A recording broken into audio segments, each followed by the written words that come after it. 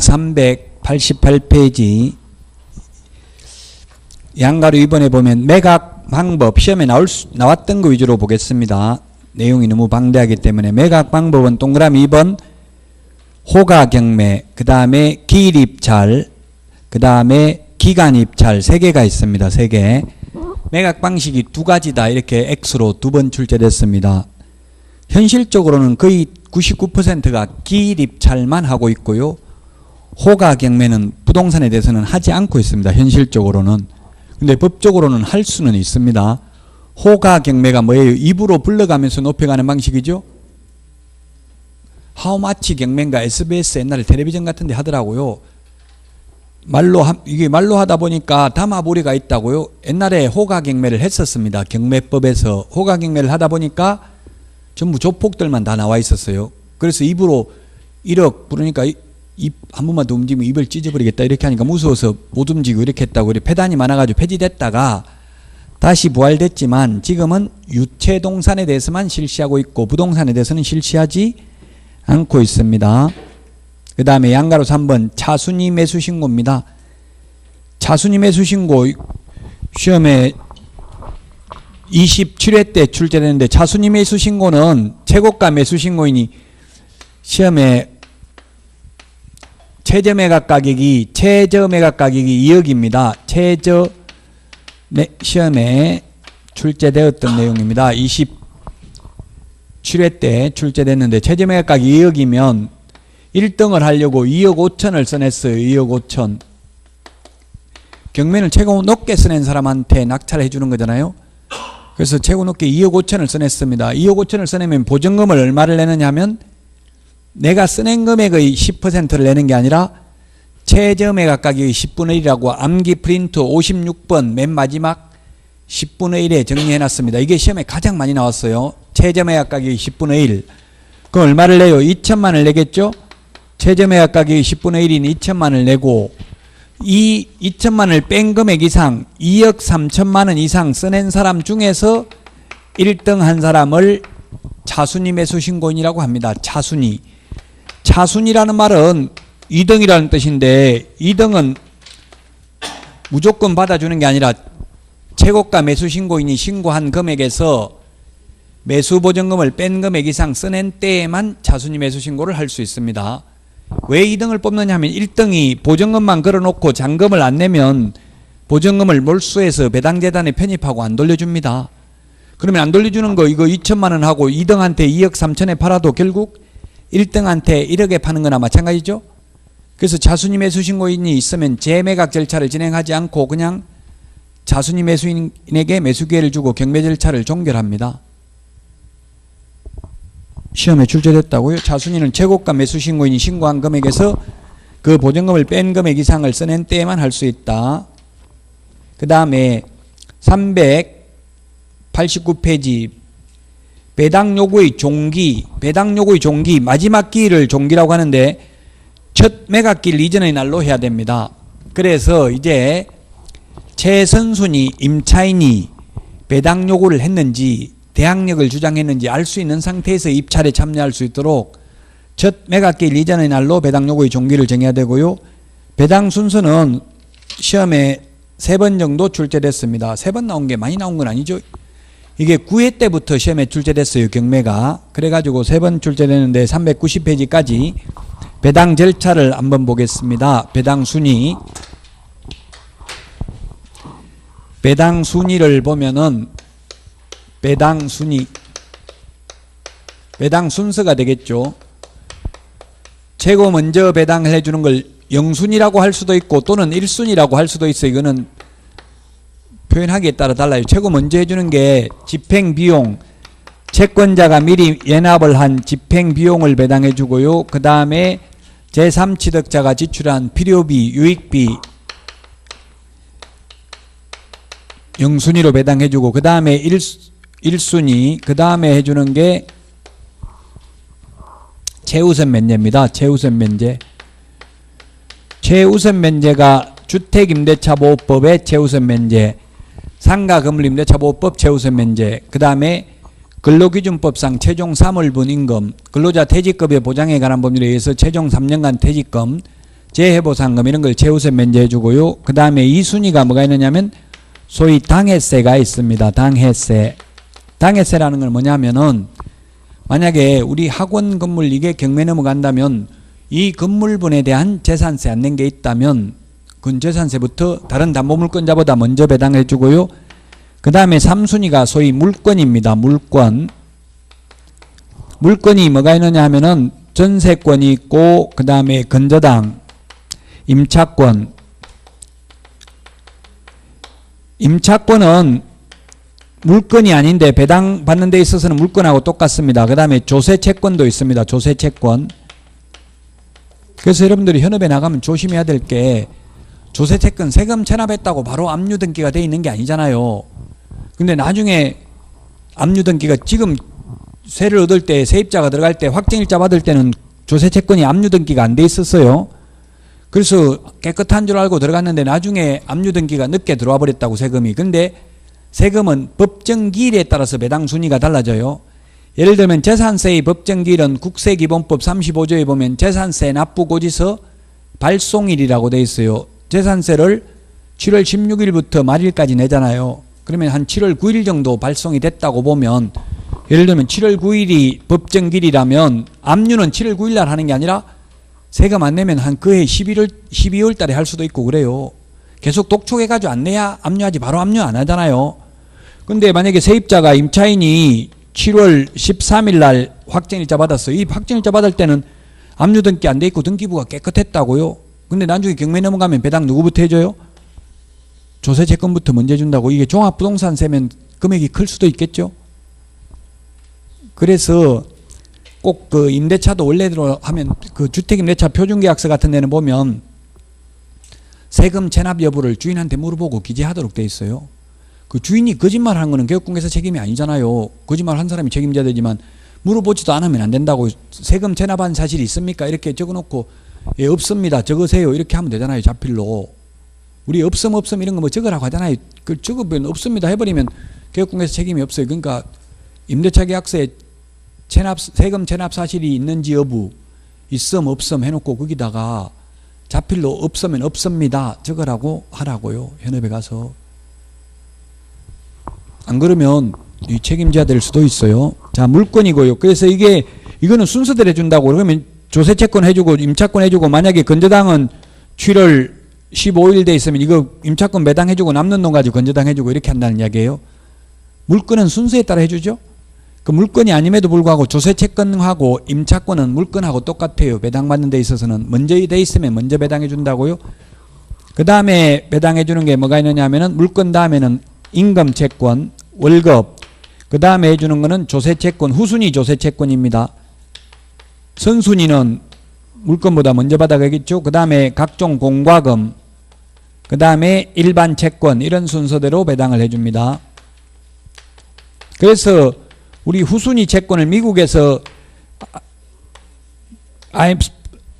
우리 미국에서 금융위기 때 서브프라임 모기지론, 서브프라임이라는 건 뭐예요? 비우량 채권이다 이 말이죠.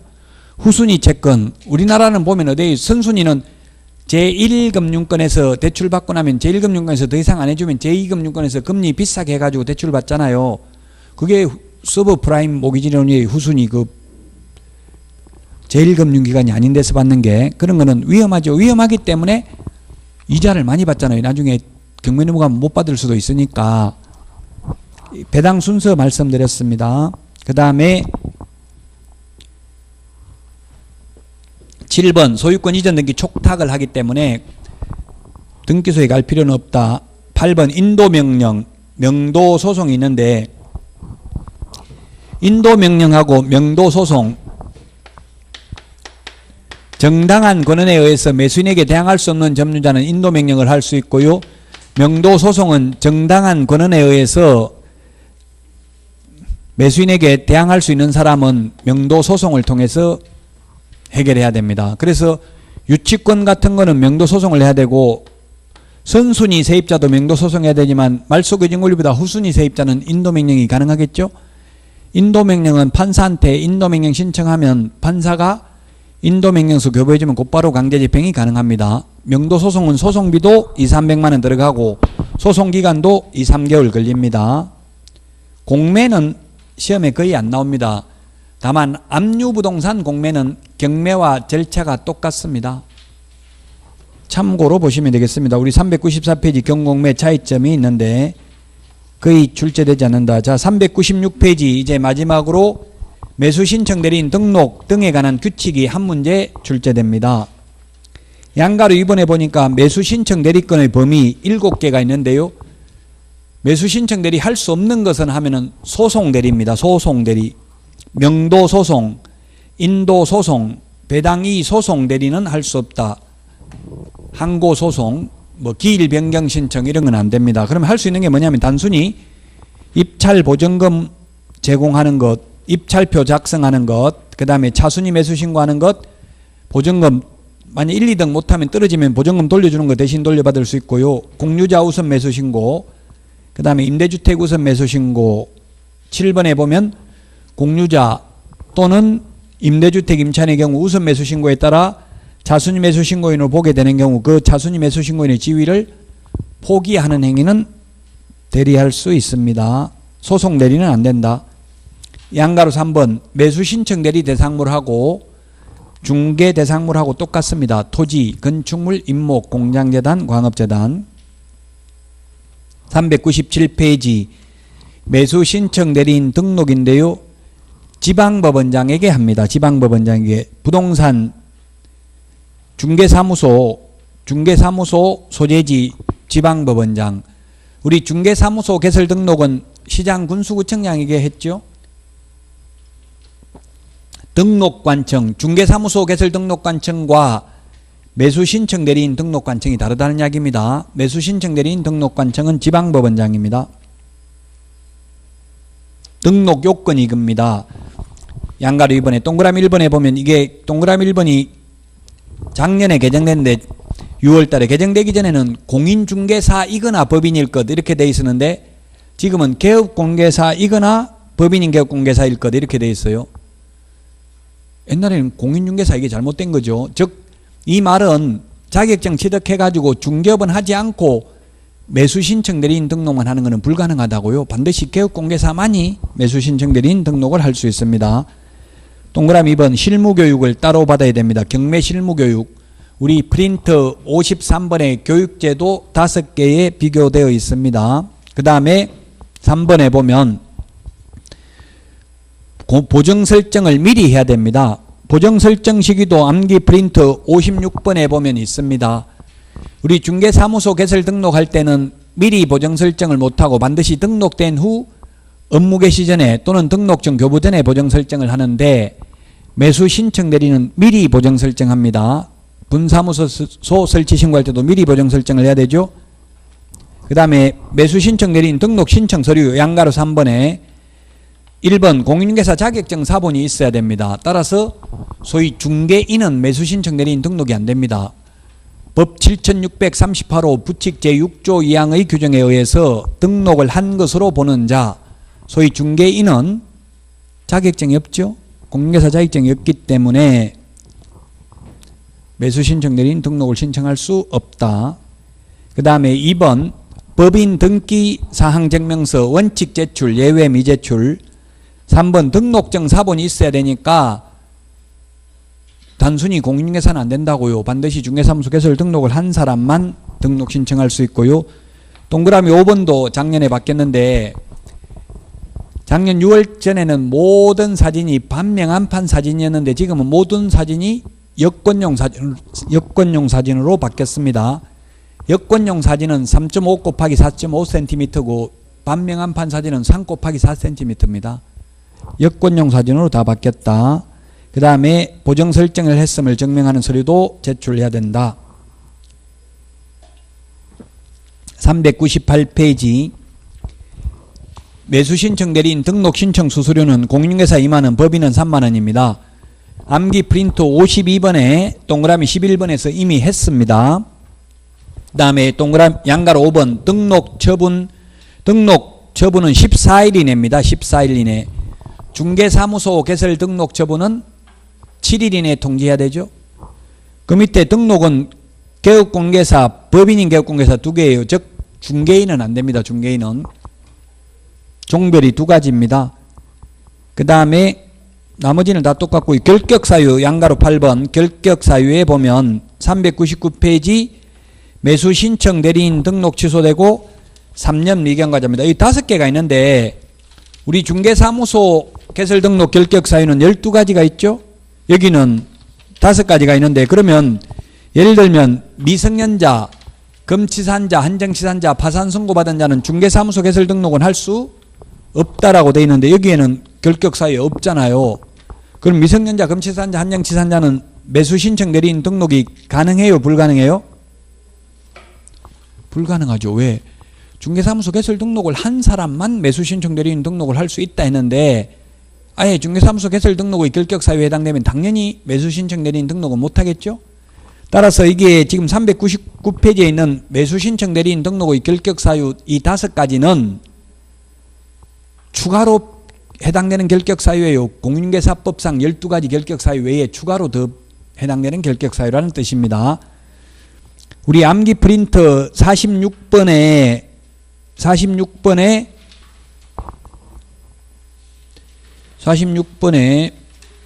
10번에 있네요. 46번에 10번 399페이지 메뉴에 있는 동그라미 1번 매수 신청 대리인 등록 취소되고 나면 3년이 지나지 않으면 결격사유에 해당되고요. 그 다음에 2번은 민사집행법 108조 제4호에 해당하는 자. 이 말은 경매 관련 유죄 판결을 받고 2년 미경과자는 매수 신청 대리인 등록할 수 없고요. 그 다음에 업무정지 기간 중에 있는 자 3번. 그 다음에 4번은 법인의 업무정지 사유 발생 당시에 임원이 없던 자는 결격사유에 해당된다. 그 다음에 10번 등록증 게시인데요. 게시가 그 3개가 있죠. 3개가 있는데 사실상은 7개를 게시해야 돼요. 우리 공인중개사법상 게시해야 되는 게 등수보자 4개죠. 매수 신청 대리인 등록을 하면 3개를 추가로 더 게시해야 된다. 그 말은 자격증은 하나만 게시하면 되고요. 중개사무소 개설 등록증과 매수 신청 대리인 등록증 2개, 중개보수요율표, 매수 신청 대리 보수요율표, 중개업을 하기 위해서 보정 설정해야 되고 매수 신청 대리인 등록을 하기 위해서도 보정 설정을 또 해야 되죠. 그래서 사실상은 7개를 게시해야 된다고 여기 3개라고 돼 있지만 매수 신청 대리인 등록을 하면은 중개사무소 공인중개사 자격증은 게시 안 해도 된다. X죠. 이건 당연히 중개업을 하기 위해서 게시되어 있어야 되잖아요. 4개는 이미 게시되어 있어야 되고 추가로 3개를 더 게시해야 된다 이 말이라고요. 실무교육 11번 399페이지 우리 암기 프린터 53번에서 이미 했는데 400페이지에 보면은 메뉴에 매수신청 대리인 등록 신청일 전 1년 이내에 법원 행정처장이 지정하는 교육기관에서 교육을 받아야 됩니다. 법원 행정처장인데 지방법원 X로 출제됐습니다. 법원 행정처장이 지정하는 교육기관입니다. 다만 폐업하고 1년 안에 다시 매수신청 대리인 등록을 하려면 교육받지 않아도 됩니다. 교육시간은 32시간 이상 44시간 이하고요.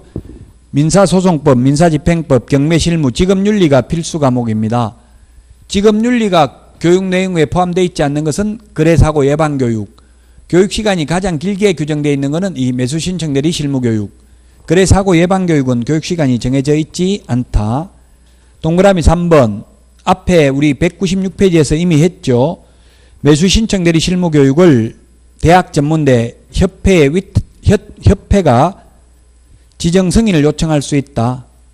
중개실무교육은 공기업 준정부기관도 가능한데 매수신청 대리 실무교육은 준정부기관이나 공기업은 지정 승인을 요청할 수 없다. 앞에 196페이지 할 때 말씀을 드렸던 내용입니다. 손해배상을 하려면 보정 설정을 해야 되는데 보정 설정 금액이 맨 밑에 400페이지 법인은 2억 원, 분사무소는 1억 원 이상입니다. 그러면 법인이 주된 사무소가 있고 분사무소가 2개가 있다.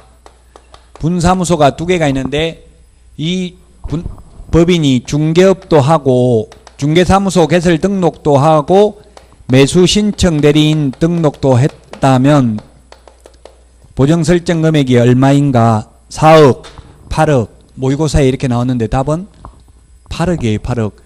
2억 주된 사무소, 분사무소 1억 하면 4억씩 설정해야 되죠. 중개업만 하려면, 중개업을 하려면 4억 설정해야 되고, 또 매수 신청 대리 하려면 또 이렇게 4억 설정해야 된다고요. 이렇게 8억이라고 하니까 난 돈 8억 없어서 자격증 안 따겠다 이런 분도 있던데, 보험료는 이거 다 합해봐야 100만 원도 안 돼요. 1억 공제 가입하면 19만 8천 원, 서울보정보험에 가입하면 10만 3천 원 정도밖에 안 돼요. 보험료 내면 된다고요. 돈이 있어야 되는 건 아니고. 나머지 공제사업은 다 똑같은데, 우리 공인중개사법에서는 국토교통부 장관에 해당되는 게, 매수신청 대리에서는 법원 행정처장에 해당됩니다.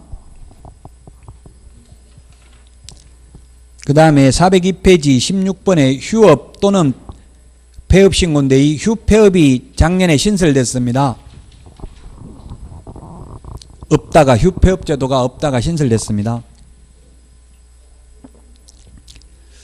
옛날에는 휴폐업 제도가 없었습니다. 무조건 업무정지 당하는 길밖에 없었습니다. 근데 지금은 3월 초과해서 휴업하고자 하거나 폐업하고자 하는 경우에는 미리 신고해야 됩니다. 지방법원장에게.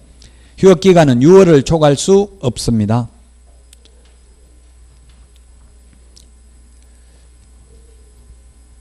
(3번에) 보면 매수신청 대리업을 휴업, 폐업, 휴업한 매수신청 대리업의 재개 또는 휴업기간의 변경을 하고자 하는 때에는 예규에서 정하는 신고서에 매수신청 대리인 등록증을 첨부, 휴폐업만 첨부합니다. 감독법원에 미리 신고해야 된다.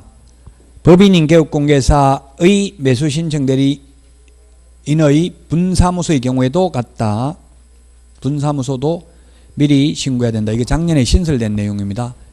옛날에는 매수신청 대리인 휴업이 없었습니다. 휴업, 폐업이. 오직 업무정지, 등록 취소 당하는 길밖에 없었습니다. 매수신청 대리의 방식입니다.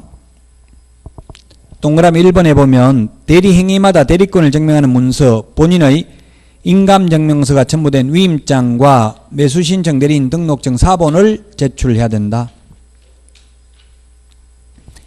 인감증명서를 개인이 제출하는 경우는 여기밖에 없습니다. 공인중개사법에서는 인감증명서 제출하는 거 없습니다.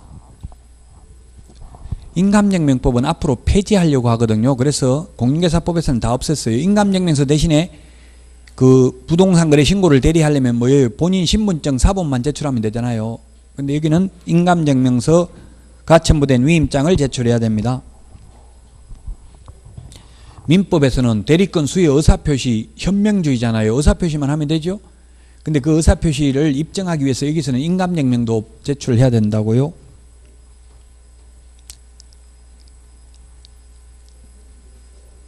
그 다음에 동그라미 4번에 보면 대리권 증명문서는 매 사건마다 제출해야 되지만 개별 매각의 경우에는 매 물건 번호마다 제출을 해야 됩니다.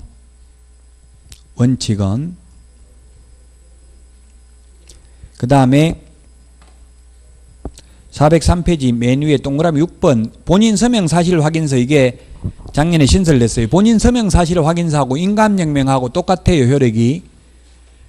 동사무소에서 여러분들이 본인 서명 사실 확인서 한번 떼보면 인감증명하고 양식이 똑같은데, 인감증명은 맨 오른쪽 위에 인감도장이 적고요, 본인 서명 사실 확인서는 그게 본인 자필로 성명을 적어요. 그래서 외려 본인 서명 사실 확인서가 더 표현 대리가 성립할 가능성이 높아요. 왜냐하면 본인만 뗄 수 있거든요. 인감증명서는 대리인이 뗄 수도 있죠. 그래서 가급적이면 여러분들은 오히려 본인 서명 사실 확인서를 받는 게 더 좋아요. 근데 아직까지는 본인 서명 사실 확인서에 대한 인식이 부족해 가지고 본인 서명 사실 확인서 떼우면 안 된다고 하는 데도 있어요. 인감증명 떼우라고 하는 경우도 있습니다. 양가로 2번 사건 카드 작성 보존입니다. 5년간 보존해야 됩니다. 5년. 암기 프린터 41번에 4번부터 6번까지 있어요. 4번부터 6번까지. 즉 매수 신청 대리 관련 서류는 모두 5년이다. 암기 프린트 41번에 4번부터 6번까지 있죠. 양가로 3번 매수 신청 대리 대상물의 확인 설명입니다. 기억에 보니까 매수 신청 대리 대상물의 표시 권리관계, 그 다음에 니은 법령의 제한사항, 디귿 출제됐습니다. 경제적 가치도 설명해야 됩니다. 리얼이 특히 중요하죠. 소유권을 취득함에 따라 부담 인수해야 될 권리, 그게 뭐가 있다고 했어요? 유치권, 분묘기지권, 법정지상권, 예고등기 또는 말소 기준 권리보다 앞서 있는 전세권, 임차권 이런 거 있으면 설명하라는 이야기죠. 우리 중개대상물 확인 설명은 취득함에 따라 부담할 조세의 종류 및 세율을 설명하라고 했잖아요. 근데 여기서는 세금 설명하는 게 아니라 유치권 등 인수되는 권리를 설명해야 됩니다. 매수신청 대리 대상물 확인 설명서도 동그라미 2번에 5년 보존입니다. 중개대상물 확인 설명서는 3년 보존인데 매수신청 대리 대상물 확인 설명서는 5년 보존입니다.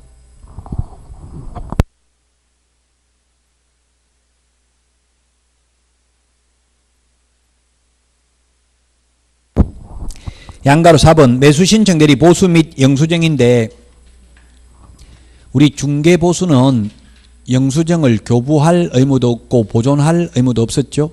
근데 매수신청 대리 보수 영수증은 교부는 해야 됩니다. 그러나 보존할 의무는 없습니다.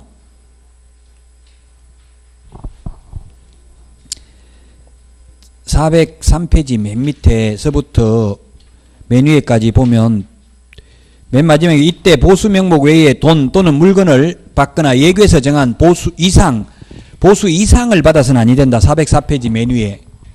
이거 제가 고쳐달라고 했는데 또 이번에 개정할 때 포함을 안 시켰더라고요.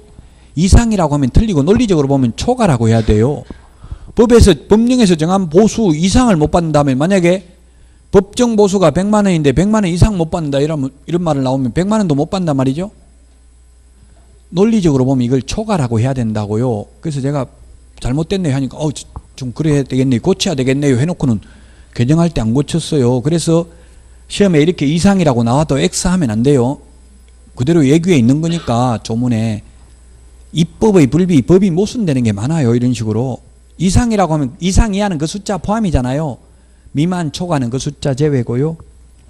405페이지 우리 암기 프린트 52번에 12번에서부터 15번까지 있고요. 앞에서도 이거 보셨었죠? 상담 및 권리분석 보수는 50만 원이고요.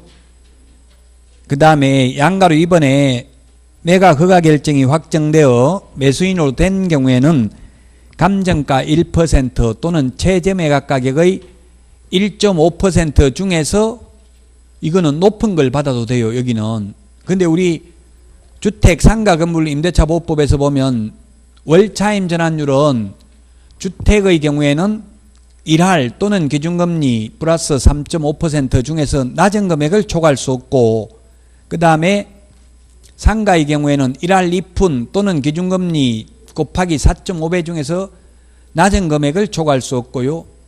그 다음에 말씀 안 드린 것 중에서 권리금 회수 기회를, 권리금은 임대차 기간 만료 3개월 전부터 임대차 기간 종료 시까지 권리금 회수 기회를 보장해 주어야 되는데, 권리금 회수 기회를 보장해 주지 않아서 현 임차인이 손해가 발생됐다면 손해배상 청구는 임대차 기간이 종료된 날로부터 3년 안에만 청구할 수 있고요. 그 손해배상 금액은 현 임차인의 권리금 평가액하고 새로운 임차인이 지급하려는 권리금 중에서 낮은 금액을 초과할 수 없습니다. 낮은 금액을 초과할 수 없는데 지금 여기 405페이지는 높은 걸 받아도 된다고, 둘 중에. 항상 지금 제가 말씀드리는 건 비교하는 걸 지금 말씀드리고 있어요. 비슷비슷한 걸 비교해야 된다 이 말이에요. 그 다음에 나번에 매수인이 되지 못한 경우에도 50만 원 받을 수 있습니다. 그 다음에 실비 양가로 3번 실비 한도가 30만 원입니다. 30만 원 범위 안에서 당사자 합의해서 받을 수 있는데, 밑에 동그라미 2번 주의사항에 보니까 원거리 교통비, 원거리 출장비는 받을 수 있는데 근거리 교통비나 등기사항 증명서 발급 비용은 못 받는다. 암기 프린트 52번에 12번부터 15번까지에 있습니다. 406페이지 의무 및 금지 행위입니다. 그게 4번이 개업공개사는 다음 어느 하나에 해당하는 경우에는 그 사유가 발생한 날로부터 10일 이내에 지방법원장에게 신고해야 된다. 니언을 보세요. 니언. 휴업 또는 폐업을 한 경우. 조금 전에 우리 3월 초과해서 휴업하고자 하는 경우 지방법원장에게 미리 신고해야 된다 했죠? 근데 지금 여기는 뭐예요? 지금 휴업을 한 경우 사후 또 10일 이내에 신고하라고 돼 있잖아요. 그럼 앞에 미리 신고해야 된다는 말은 매수 신청 대리 휴업을 하려고 하는 때는 미리 신고하고 3월 초과해서 중개업을 휴업했으면 사후 10일 이내에 지방법원장에게 신고해야 됩니다. 왜 하냐면 우리 중개업을 휴업하면 절대적 업무정지 사유예요. 그래서 좀 헷갈리죠 이게. 중개업을 휴업한 경우 사후 10일 이내에 지방법원장에게 신고하고 매수 신청 대리를 3월 초과해서 휴업하고자 하는 경우 미리 지방법원장에게 신고해야 된다고요. 10일 이내입니다. 그 다음에 동그라미 5번에 그 금지행위 하면 안 되는 행위는 시험에 나온 게 니언하고 디귿이 시험에 한번 출제됐어요. 니언은 뭐냐면 매수 신청 대리인이 된 사건에 있어서 매수 신청인으로서 매수 신청을 하는 행위. 디귿에 보면 동일 부동산에 대하여 이해관계가 다른 2명 이상의 대리인이 되는 행위. 우리 경매는 1등 1명 뽑는 거잖아요. 2명한테 내가 1등 시켜줄게 하면 그건 사기잖아요. 기망행위죠. 절대 불가능한 걸 둘이 똑같이 1등 하면 또 둘이 추가 입찰해가지고 꼭 한 명 만들잖아요. 1등을. 또 그래도 추가 입찰해도 똑같이 써내면 추첨한다고 했죠. 한 명만 뽑는단 말이에요. 그런데 2명을 입찰 대리하면 안 된다 이 말이에요. 이게 시험에 출제됐다. 그 니언은 뭡니까? 하나는 대리인으로서 하나는 본인으로서 입찰을 하면 대리인이 피해볼 가능성이 많죠. 그래서 이건 안 된다. 금지행위다. 그 다음에 406페이지 지도감독입니다. 지도감독. 양가로 1번 협회의 지도감독인데 우리 163페이지에서 말씀드렸고요. 우리 암기 프린터에는 12번에 있죠. 12번. 앞에 163에서 했습니다. 12번에 나와 있네요. 그래서 지도감독 관청을 앞에서 했었는데 다시 한번 보면 지도감독 관청 암기 프린터 12번에 있고요. 우리 교과서는 163에서 했었다. 앞에 개업공개사 개공 앞에서 한글 복습 개공 개업공개사 무등록자 무등록 개업공개사 무등록자 그 다음에 거래정보사업자에 대한 지도감독은 거래정보사업자에 대한 지도감독은 국토교통부 장관 시도지사 우리 암기 프린트 12번에 별표되어 있잖아요. 등록관청 이때 등록관청은 분사무소 소재지 시장군수구청장도 포함한다. 그러면 지도감독 대상이 아닌 자는 소속공인회사 중개보조원이 된다고 했습니다.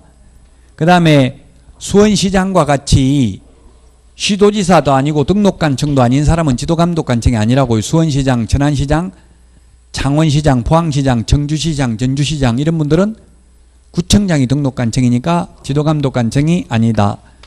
그 다음에 우리 공인중개사 협회에 대한 지도감독은 오로지 국토교통부 장관만 지도감독을 한다. 지부지회라도 지부지회도 그 다음에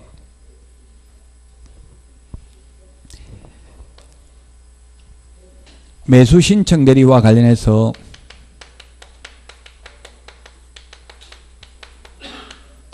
매수신청 대리와 관련해서 협회 지도감독은 법원행정처장입니다. 법원행정처장.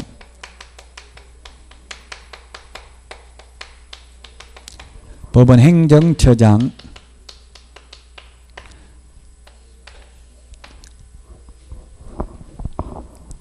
법원행정처장은 당영직 대법관입니다. 지금 대법관이 총 14명이에요. 그런데 법원행정처장은 재판에 참여하지 않기 때문에 13명이 전원합의부에서 판결을 합니다.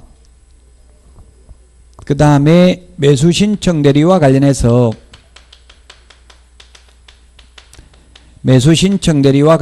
협회, 시도 지부와 매수 신청 대리인 등록을 한 개업공개사에 대한 지도 감독은 지방법원장이 한다. 암기 프린트 12번에 있죠?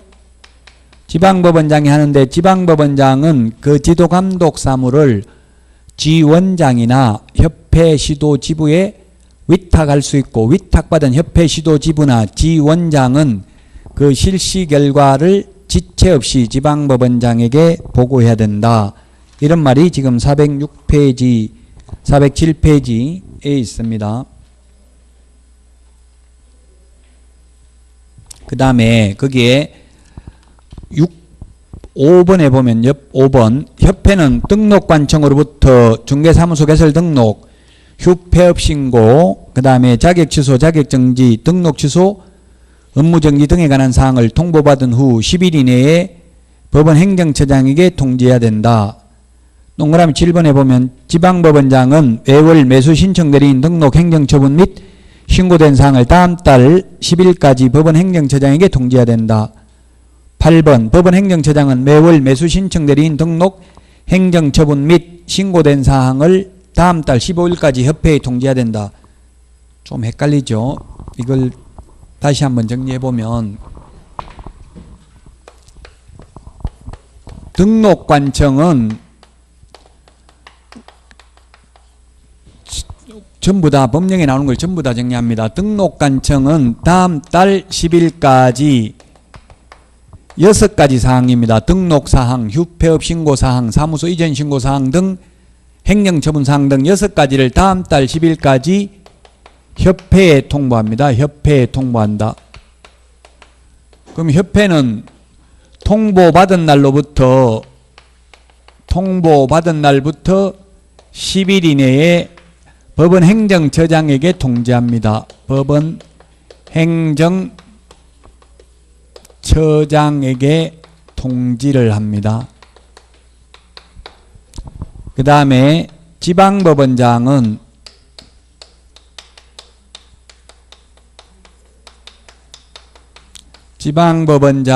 다음 달 10일까지 법원 행정처장에게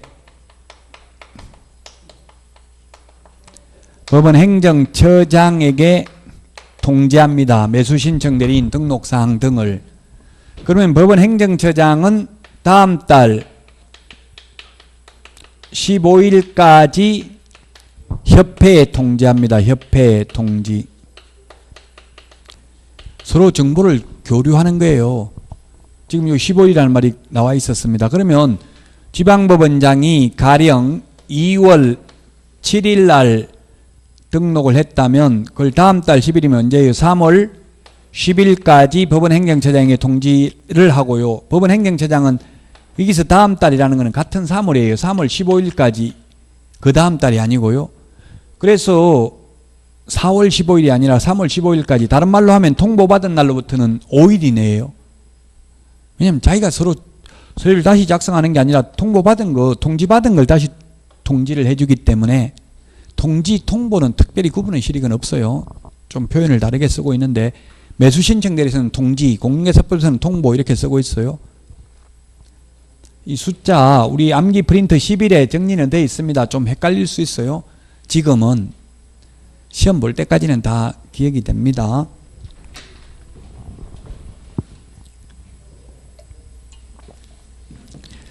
매수 신청 대리인 등록 취소 이것까지 다 암기하기는 좀 어려운데 407페이지 2번에 니은에 보면 중개업을 폐업하면 등록 취소입니다.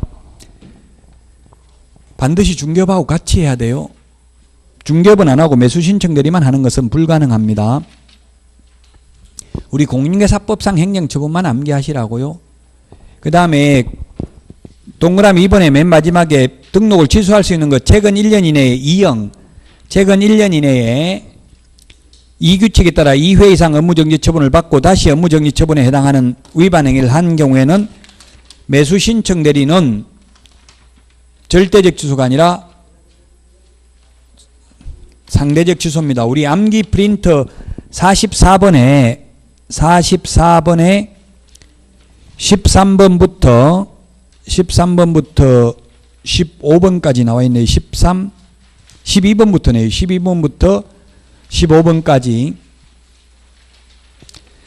암기 프린터 14번에서부터 12번부터 15번까지 44번에 12번 비교를 한번 해보겠습니다. 암기 프린터 44번에 12번, 13, 14, 15. 지금 15번이 지금 조금 전에 봤던 거, 최근 1년 이내에 2회 이상 업무정지 처분을 받고 또다시 업무정지에 해당되면 매수 신청 대리 임의적 취소, 임의적 등록 취소 사유입니다. 그런데 12번은 보니까 최근 1년 이내에 2회 이상 업무정지 처분을 받고 또다시 업무정지에 해당되는 위반 행위를 한 경우에 중개사무소는 절대적 취소입니다. 절대적 취소. 매수 신청 대리는 임의적 취소인데 중개사무소는 절대적 취소라고요. 헷갈리죠. 그래서 그 다음에 13번은 3+1은 임의적 취소다. 그래서 3+1에는 반드시 과태료가 2번 이상은 최소한 포함되어야 한다. 만약 과태료가 한 번밖에 없으면 이미 2+1 여기에 해당되어서 절대적 취소가 될 수 있다. 그 다음에 14번은 2+1인데 최근 1년 이내에 업무정지 또는 과태료 처분을 받고 또다시 과태료에 해당하는 위반 행위를 한 때에는 업무정지 사유입니다. 업무정지 사유.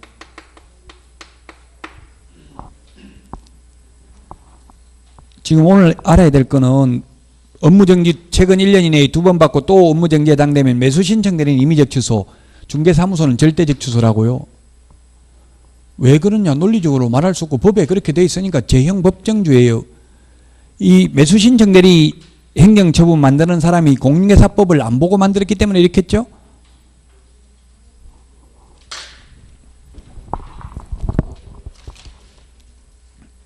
그 다음에 양가로 4번 매수신청 대리 업무정지인데 업무정지가 절대적 업무정지가 있어요. 우리 공인중개사법에서는 상대적 업무정지밖에 없죠. 절대적 업무정지가 있고요. 이 매수신청 대리 업무정지는 1월 이상 2년 이하입니다. 우리 중개사무소는 업무정지가 6월 이하잖아요. 절대적 업무정지를 거기 보면 동그란 기역에 휴업을 하였을 경우 이렇게 돼 있어요. 휴업. 중개업을 휴업하면 매수신청 대리 절대적 업무정지라고요. 중개업을 안 하면 절대로 매수신청 대리 업무 못한다 했죠. 그래서 중개업을 휴업해도 매수신청 대리 업무정지입니다. 매수신청 대리 휴업을 해도 매수신청 대리 업무정지입니다. 휴업한다고 했는데도 업무정지 처분을 합니다. 반드시. 그 다음에 매수신청 대리는 행정처분만 있고요. 행정형벌이나 행정질서벌이 없어요. 우리 공인중개사법 위반하면 징역, 벌금, 과태료가 있었잖아요. 매수신청 대리는 오직 매수신청 대리는 등록 취소, 업무정지 두 개밖에 없습니다. 매수신청 대리나 업무정지나 모두 10일 이상 기간을 정하여 구술 또는 서면에 의한 의견 진술 기회만 부여합니다. 우리 공인중개사법에서는 자격 취소, 등록 취소, 지정 취소, 취소 3개를 하려면 청문한다고 했죠. 청문. 매수신청 대리는 청문하지 않습니다. 전부 다 의견 진술 기회만 부여합니다. 그 409페이지 양가로 5번 바로 위에 업무정지 기간은 1월 이상 2년 이하 밑줄 치놓으시고요. 그 다음에 마지막입니다. 이제 409페이지 맨 마지막에 명칭 표시 등인데 매수신청 대리인 등록을 한 개업공개사는 그 사무소의 명칭이나 간판에 고유한 지명 등 법원 행정처장이 인정한 하는 특별한 경우를 제외하고는 법원의 명칭이나 휘장을 표시하여서는 아니 된다. 동그라미 2번. 개업공개사는 매수신청 대리인 등록이 취소된 때에는 내외부에 매수신청 대리 업무에 관한 표시 등을 제거해야 되며 업무정지 처분을 받은 때에는 업무정지 사실을 당해중개사무소의 출입문에 표시해야 된다. 그런데 우리 공인중개사법에서는 업무정지돼도 출입문에 표시하라는 말이 없습니다. 논리적으로 보면 업무정지 당했으면 당했다고 출입문에 표시하는 게 바람직해요? 안 하는 게 바람직해요? 하는 게 바람직하죠. 근데 우리 중개업에는 표시하라는 말이 없다고요. 그래서 제가 표시 안 해도 됩니까? 중개업은 업무정지당해도 이렇게 물으니까 국토부에서 알아서 조심해서 하세요 이러더라고. 알아서 조심해서 하라는 말은 업무를 하라는 이야기인지 하지 말라는 이야기인지 헷갈려요. 그 어느 정도 하는 걸 묵인하겠다는 이야기죠.